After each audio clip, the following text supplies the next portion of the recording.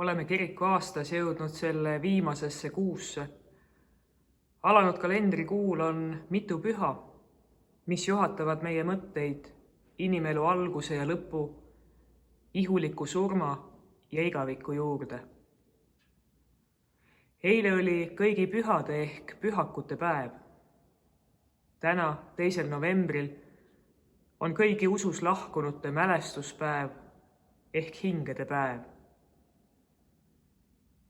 Novembrikuu keskele jääb veel isadepäev ning kuu lõpupoole igaviku ehk surnute püha.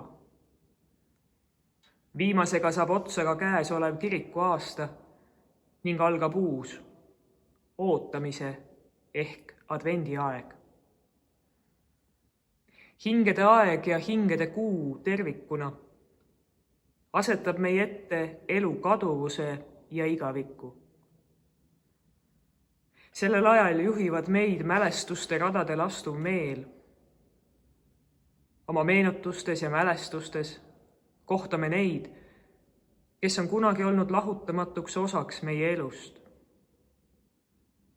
Tänulikus meeles ja palves usaldame oma armsad, nii ligidal kui ka kaugemal, nii need, kellega täna külg külje kõrval oma eluteed käime ning üksteise rõõme ja muresid jagame, kui ka need, kes on siit ilmast surma läbi igavikku lahkunud, Jumala hoolde. Novembrikuu 2. pühapäeval mõtleme isadepäeva tähistades isadele. Me täname Jumalat, meie head taeva isa, kõige selle eest, mida tema on meie heaks teinud. Et ta on meid igaveseks eluks kutsunud ning hoolitseb pikameelselt meie kõigi eest. Igaviku pühapäeval meenutame kõiki neid, kelle kaudu on Jumal meie elu rikastanud. Igaviku pühal tuletatakse meile meelde, et meiegi oleme surelikud inimesed ning varem või hiljem oma õigel ajal tuleb igal inimesel siit ajast igavikku astuda. Meie elupäevade arv ei ole meie käes ja meie teada, kuid Jumala lastena oleme loodud igavese elu ja õndsuse jaoks. Seda enam tasub meil kingitud maiseid elupäevi targasti kasutada. Kas oleme selleks valmis? Kas oleme valmis tänulikult ja oma vastutust igapäevaelus tundes meile kingitud elu elama?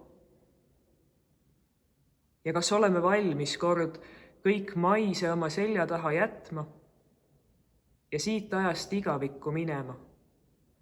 Sinna, kus anname taevaisale vastust oma tegude ja tegemata jätmiste eest. Issandaga kohtumine ei ole miski, mis sünnib niisama, justkui mööda minnes. Meil tuleb selleks valmistuda ja see on meiepoolne igapäevane järjepidev töö.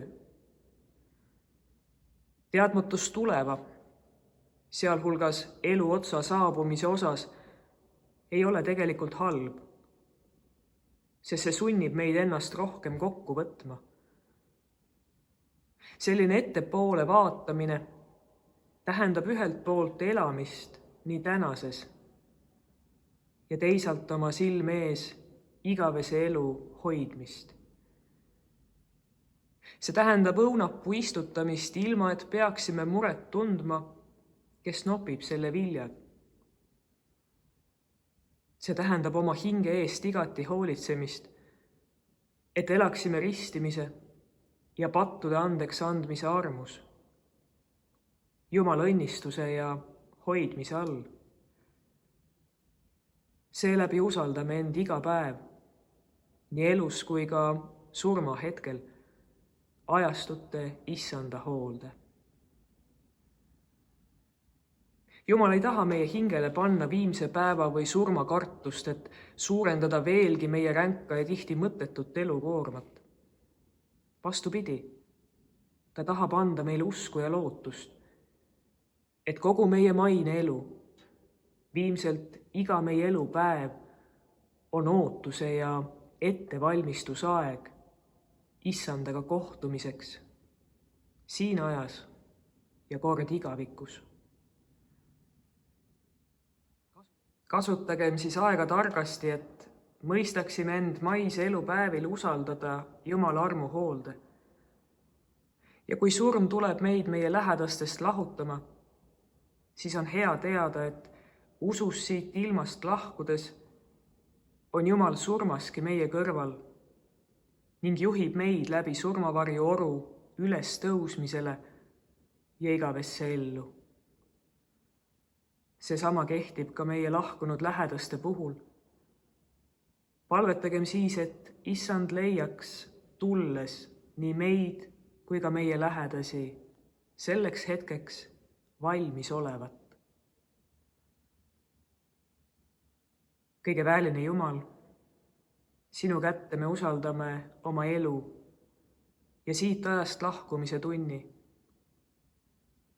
Luba meil Issanda taastuleku päeval koos kõigiga, kes usus on lahkunud, üles ärgata igaveseks eluks.